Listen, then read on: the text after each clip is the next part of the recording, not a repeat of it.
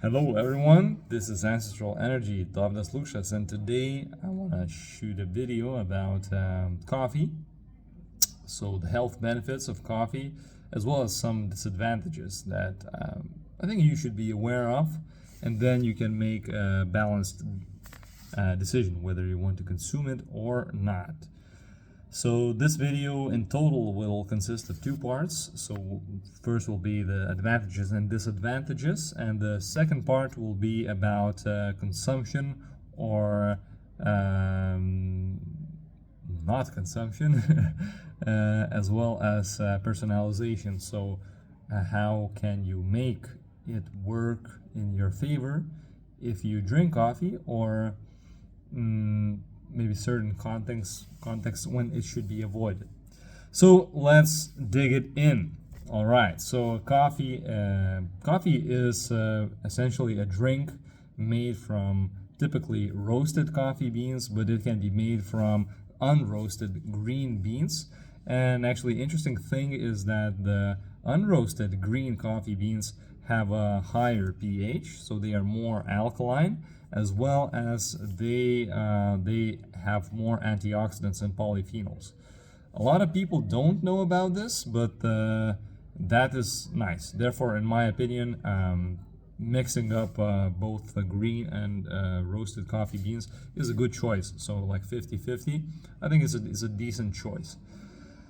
Now, yeah, let's dig into some advantages and disadvantages. So let's start from disadvantages. So the first thing that's quite obvious is that coffee has an acidic pH, and when body is in an overly acidic state, which happens if you consume a lot of processed food and trans fats and hydrogenated fats, processed oils such as soy, canola, margarine, and stuff like that, which is also very often hidden in foods, that can become very dangerous. Coffee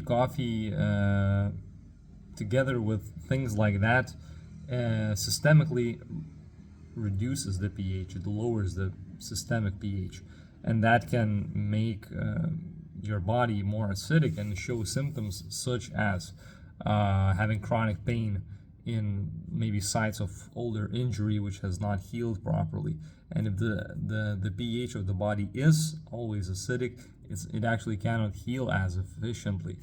Therefore, that's quite important, as well as just like your structural integrity. Your nervous system needs the balance in the blood and in the total pH to function properly. So acidic state is typically a state of inflammation, and you don't want that. You want freedom, mobility, good energy, good flow of energy, and just a functional body, as well as reduced inflammation. Therefore, that's something you have to pay attention to. Now, the second thing is that very often coffee beans are sprayed with pesticides. So actually the coffee plant itself is sprayed with pesticides, which such as herbicides, fungicides, and stuff like that, that actually helps the plant to fight the kind of environmental pathogens. But in that way, those toxins can end up in microdoses in your coffee cup. So this should be taken into consideration, because, well, when you drink and enjoy a cup of coffee, do you really want that fungicide or something? No, I don't think so. And they are quite crazy to the extent they impact all sorts of your biological systems. So your nervous system, your endocrine system can cause major hormonal imbalances, as well as even infertility. It's been shown in scientific studies to have effects for fertility, like getting pesticides through any means in your life. So very much beware of that.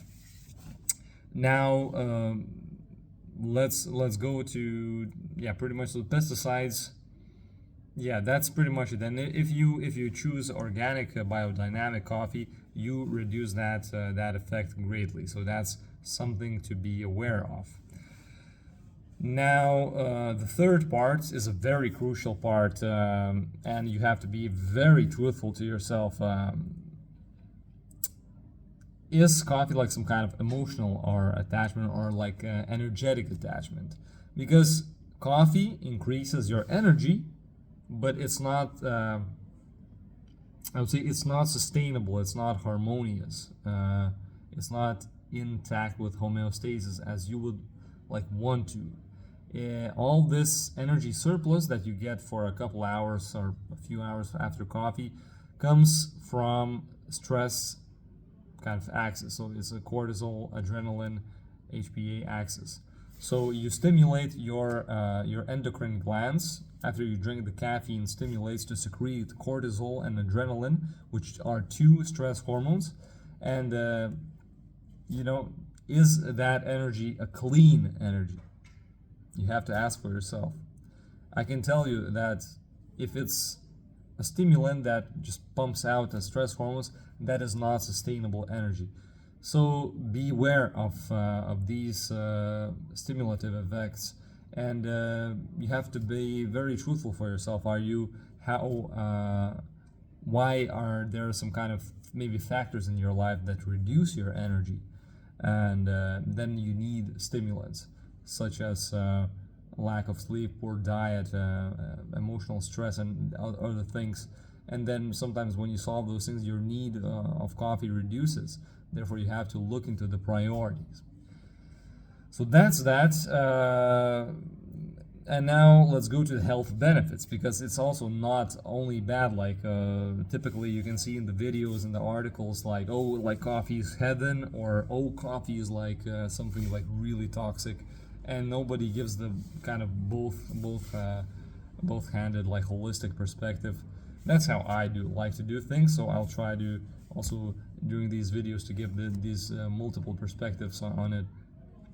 So now the health benefits is actually it's actually is the most antioxidant and polyphenol rich food/drink in Western civilization.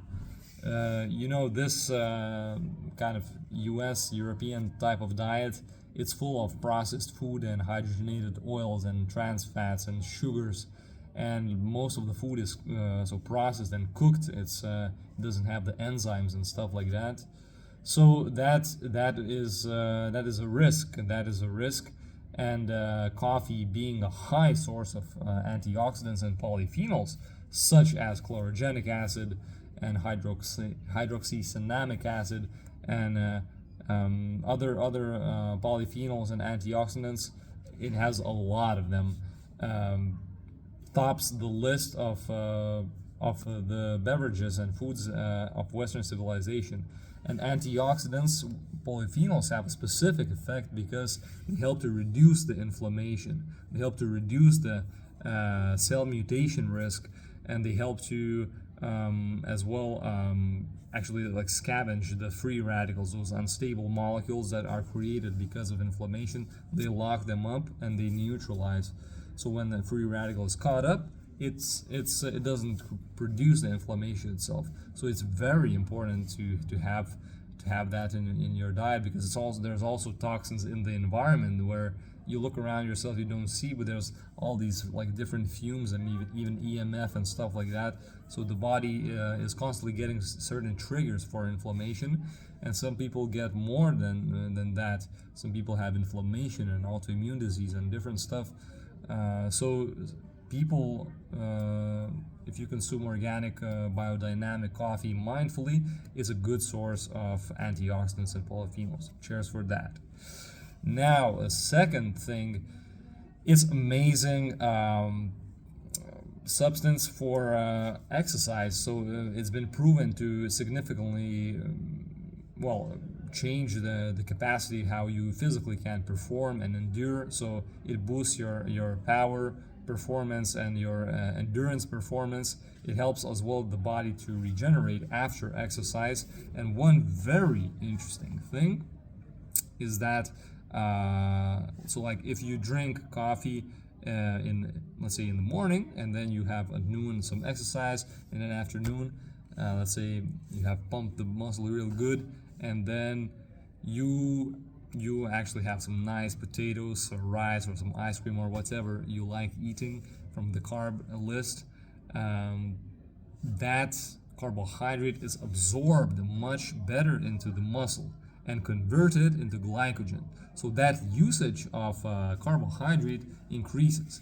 And as well with a growing muscle, the energy you store there, as well the muscle mass itself, allows you to actually eat more carbohydrates, eat more calories, and use that energy more efficiently. Isn't that nice? It's nice. So that's that. And the third important aspect is that it's been proven to actually reduce all-cause mortality. So the coffee consumers have pronounced these effects, and this is confirmed from scientific studies called meta-analysis, which are one of the highest quality studies you can do in this modern scientific thinking, and that's a valid source. And as well, there are things, the mentioned antioxidants and polyphenols, they drastically decrease inflammation and cell mutation risk. There has been proven significant advancements in helping to reduce the symptoms of chronic and inflammatory and autoimmune disease, as well as to prevent them, and as well as to prevent certain types of cancer, such as colon cancer and liver cancer. Therefore, you see, the substance is sometimes good for some people, and sometimes can be maybe bad, and to a large degree it depends on the quality maybe of what you consume, in what state do you consume that, is there temperance in how you consume it, and there's much more factors to it, but there are certain aspects that you should consider. And so this is for the first video. I hope this was informative, and in the second video I'll tell you more about the strategies, how to consume it more healthy, and as well some personalization aspects. So how to define, how to inquire into yourself, whether coffee and what kind of coffee and how prepared it would be best for you. So that's that for today, and this was Ancestral Energy, Dovydas Lukšas, and see you soon.